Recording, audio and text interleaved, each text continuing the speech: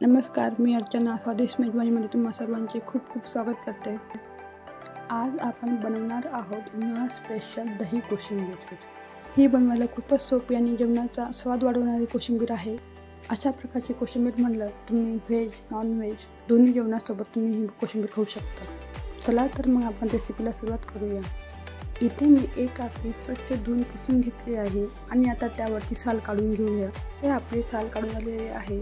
सुरीच्या सहाय्याने दोन्ही साईडचे आपण टोक कापून घेऊया। अशा प्रकारे काकडी आपण कट करून घेऊया।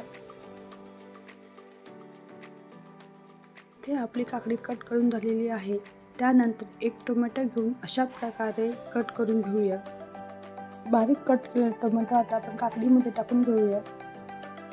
आता कांदाही अशा प्रकारे बारीक आपण कट करून घेऊया। इथे आपला कांदा कट करून झालेला आहे। कोथिंबीर ही छान अशी बारीक कट करून घेऊया। 2 हिरवी मिरची आपण बारीक कट करून घेऊया। आता आपण सर्व छानपैकी मिक्स करून घेऊया। छानपैकी हे मिक्स झालेले आहे। आता आपण यामध्ये 1 वाटी दही घालून घेऊया। दही आपले घालून दिलेले आहे। आता हे मिश्रण आपण एकजीव करून घेऊया। तुम्ही बघू शकता हे मिश्रण एकजीव झालेले आहे। आता यामध्ये आपण अर्धा चमचा जिरा पावडर आणि चवीनुसार मीठ घालून घेऊया। आता आपण याला तडका देऊया। इथे मी तेल गरम करून घेतलेले आहे। यामध्ये अर्धा चमचा मोहरी, अर्धा चमचा जिरे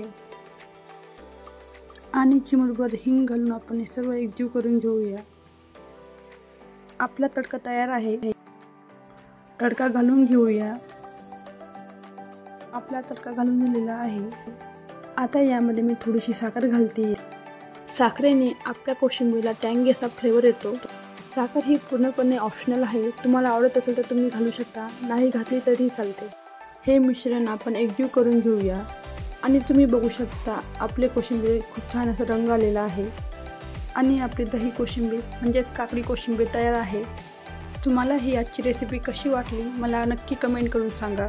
अशाच वेगवेगळ्या रेसिपीसाठी स्वादिष्ट मेजवानीला तुम्ही सबस्क्राईब करा आणि बेल आयकॉन प्रेस करा। चला तर मग पुन्हा भेटू अशाच नवीन रेसिपीमध्ये। धन्यवाद।